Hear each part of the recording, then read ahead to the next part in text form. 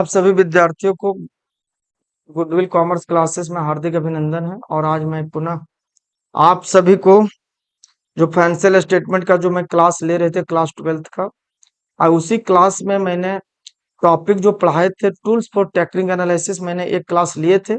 आज मैंने उसी क्लास को आगे बढ़ाते हुए मैं चलता हूं। मैंने बताए थे पिछले क्लास में कि टूल्स फॉर टेक्निकल एनालिसिस जो होता है किसी भी ऑर्गेनाइजेशन या इंस्टीट्यूशंस का या फैक्ट्री या संस्थाएं का, उसकी बारीकी से जब हम एनालिसिस करते हैं यंत्र या उपकरण विवरण को, तो जनरली उसको हम लोग टूल्स फॉर टेक्निक एनालिसिस करते हैं।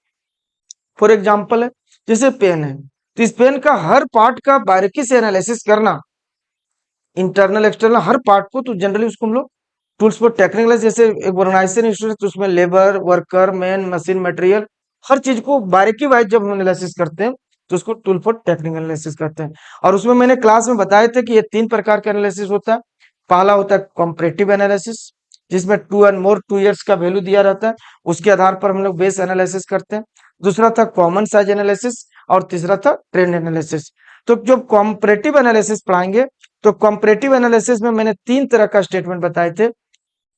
पहला कॉम्परेटिव पीएल स्टेटमेंट, दूसरा कॉम्परेटिव बैलेंस शीट स्टेटमेंट, और कॉम्परेटिव इनकम स्टेटमेंट। ये तीनों तरह का फर्स्ट टर्म को सेकंड टर्म से बेस ईयर से कंपैरिजन करके एनालिसिस करेंगे, तो उसको हम लोग टूल्स फॉर टेक्निकल। तो आज मैं एक विथ एग्जांपल के साथ कॉम्परेटिव पीएल स्टेटमेंट पर एक क्वेश्चन लेता हूं और उसको एग्जांपल के साथ आप लोग को बताने का प्रयास कर रहा हूं। ठीक है, तो चलते हैं बिना देर किए, मैंने क्वेश्चन पे ही लेता हूं।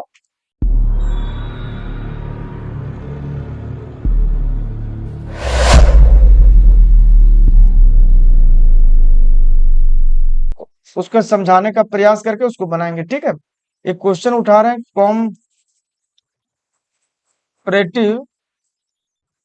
Profit and loss statement.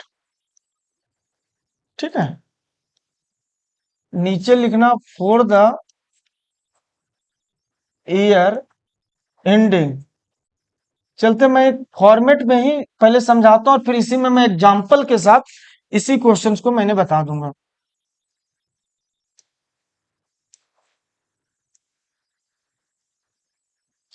देखिए, पार्टिकुलर्स प्रीवियस ईयर, जो भी ईयर हो, 2012, 2013, absolute increase and decrease and percentage increase and decrease. ठीक है, तो चलते हैं इस फॉर्मेट को मेन समझना है, और इसी पर मैंने एग्जांपल के साथ बता दूंगा।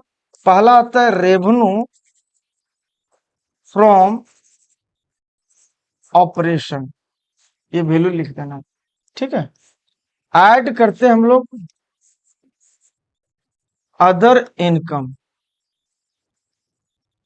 रेवेन्यू फ्रॉम ऑपरेशन में ऐड हम लोग क्या करेंगे, अदर इनकम। ठीक है, ये जोड़ने के बाद टोटल जो वैल्यू आएगा, इस वैल्यू को हम लोग बोलते हैं टोटल रेवेन्यू।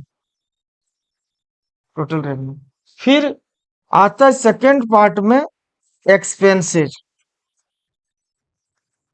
एक्सपेंसेज की जब बात करें तो उसके अंदर purchase of raw material, raw material, change in inventory. ठीक है, कुछ डायरेक्ट एक्सपेंसेस या कुछ इनडायरेक्ट, जिसमें से एग्जांपल ले रहे हैं हमने एक तो सेलिंग एक्सपेंसेस। ये आइटम को आपको ले लेना। ठीक है, इस वैल्यू को जब हम ऐड करेंगे तो ए मेरा आ जाएगा बी। ए में ये मेरा टोटल एक्सपेंसेज हो गया, ए में बी घटा देंगे तो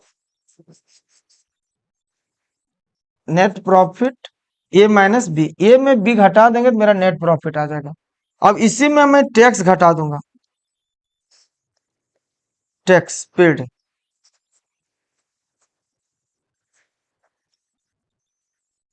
तो फिर आएगा नेट प्रॉफिट।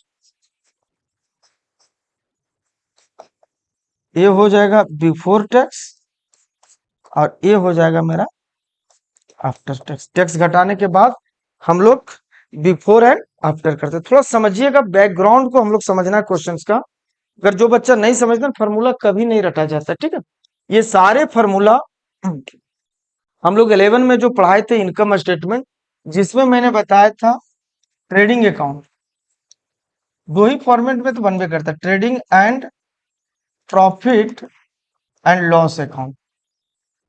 ध्यान दीजिएगा, मैंने समझाने का जो प्रयास करा इस बात को समझना है।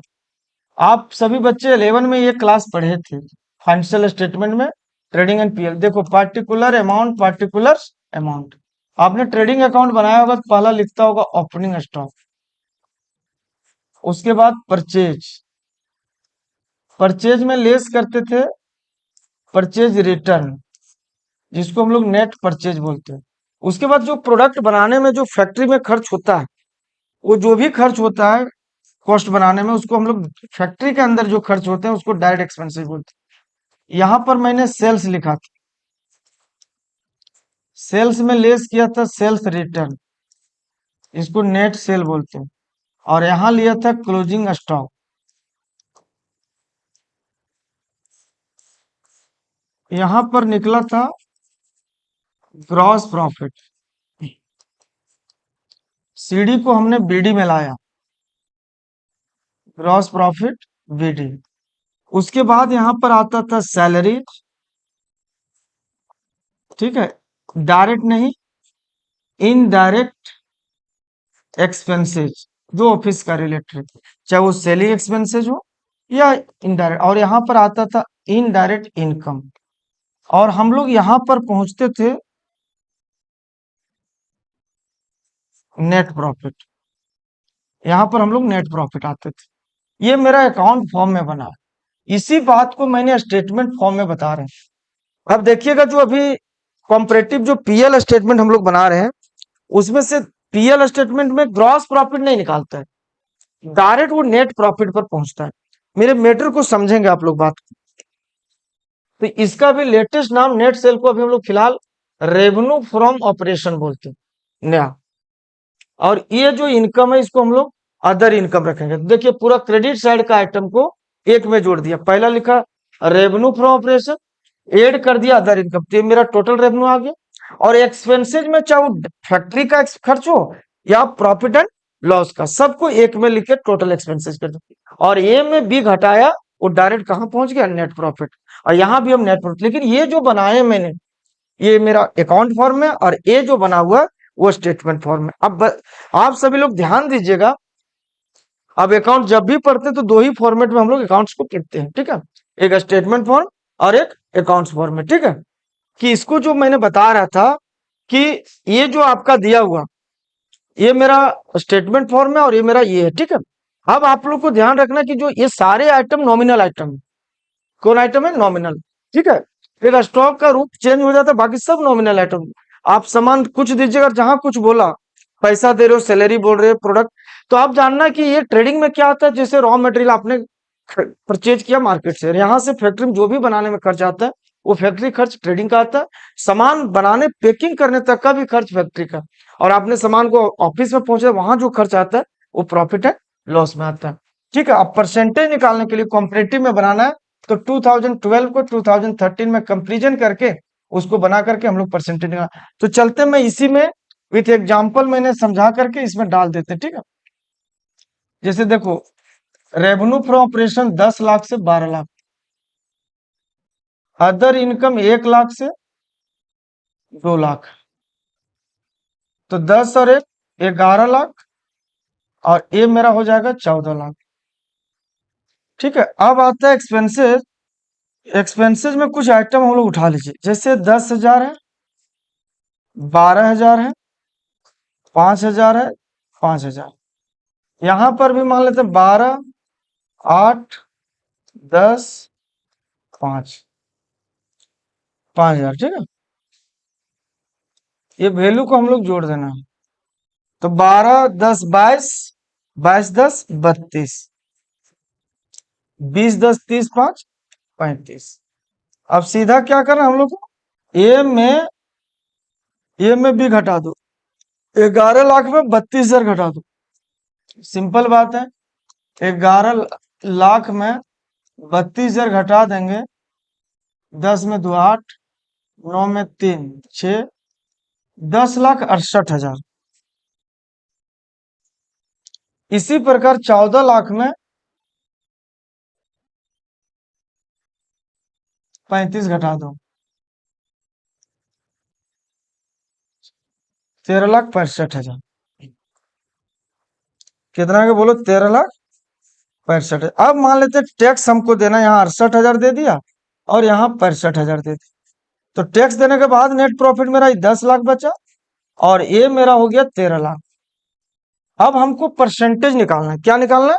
ये 11 में मैंने ग्रॉस प्रॉफिट नेट प्रॉफिट तक निकाला था, अब इसको कंपेरिजन करना है। ठीक है, इसका मैंने परसेंटेज निकालना है, तो इसको कंपेरिजन करना है। कॉम्परेटिव 2012 को 2013 में कंपेरिजन करके आपको परसेंटेज निकला कि कौन इंक्रीज कर रहा है और कौन डिक्रीज। जैसे 10 लाख से 12 लाख, ये 2 लाख इंक्रीज किया, 2 लाख, फिर 1 लाख से 2 लाख, 1 लाख इंक्रीज किया, फिर 11 से 14 3 लाख बढ़ा। इस तरह से करते हैं ना। 10 से 12 2,000 बढ़ा, 12 से 8 ये 4,000 माइनस में गया, ब्रैकेट डाल देना। फिर 5 से 10 हुआ है, ये 5,000 इंक्रीज किया, ये डैश हो गया। इसी प्रकार से 32 से 35 यहाँ 3,000, हमेशा कंपेयर करना इस प्रकार से, first term comparison to second term, और इसका परसेंटेज निकाल देना। क्या निकाल देना बोलो तो? परसेंटेज। अब परसेंटेज बराबर, इसको ध्यान देना, परसेंटेज बराबर होता है इंक्रीज या decrease into 100 by base year. Percentage बराबर, तो इंक्रीज या डिक्रीज कोई भी होगा इनटू 100 बाई बेस सामने लेना। तो जिसे हम पहला परसेंटेज निकाल रहे हैं 2 लाख इंटू 100 भागा 10 लाख, 20% आएगा। इसी प्रकार 1 लाख भागा 1 लाख, तो इसका 100% आएगा। परसेंटेज आपको निकालते जाना, ठीक है। इसमें भी इसी प्रकार से आप परसेंटेज निकाल देंगे, इंक्रीज या decrease into 100 by base year, और इस प्रकार से आप सभी लोग बच्चे इसका परसेंटेज निकाल लेंगे। तो चलते हैं, मैं आज आप सभी लोग को comparative PL statement with example और फॉर्मेट के साथ बताया। आप लोग ध्यान रखेंगे। पहला क्या होगा बोलो? Revenue from operation and other income, total revenue आ गया, एक्सपेंसेस चाहे डायरेक्ट हो या इनडायरेक्ट पूरे एक मिलना। ए में किसको घटाएंगे? बी को। नेट प्रॉफिट आ जाएगा, फिर टैक्स घटा देंगे आफ्टर, और क्या हो जाएगा? बिफोर। कंपेरिजन कर लेना एकदम ऐसे, फर्स्ट ईयर को सेकंड ईयर से तुलना करके जो हम बनाते हैं उसी को कंपैरेटिव पीएल स्टेटमेंट बोलते हैं। अब इसी का मैंने नेक्स्ट क्लास में इसको एक इनकम स्टेटमेंट के बेस पे बनाएंगे। तो इनकम स्टेटमेंट बेस पर बनाएंगे तो पहले ग्रॉस प्रॉफिट निकालता है और उसके बाद नेट प्रॉफिट, ठीक है। तो अभी जो हम लोग रेवेन्यू फॉर ऑपरेशन बोलते हैं उसमें पुराने जमाने नेट सेल बोलते हैं। रेवेन्यू फॉर ऑपरेशन मतलब कि वो जो इनकम है उसमें सारी कुछ कैलकुलेट किया, उसमें कोई तरह का लफड़ा फाइनली किया हुआ है, ठीक है। आज मैंने यहीं पे क्लास समाप्त कर रहे हैं। आप सभी लोग बच्चे ध्यान दीजिएगा, मैंने टूल्स फॉर टेक्निकल एनालिसिस को भी इसका 2-3 क्लास और लेंगे और आप लोग सबको अच्छा समझ में आ जाएगा। फिर मैंने नेक्स्ट जो भी बोलेंगे आप सभी को फिर आगे बढ़ाएंगे। धन्यवाद, थैंक यू बहुत बहुत।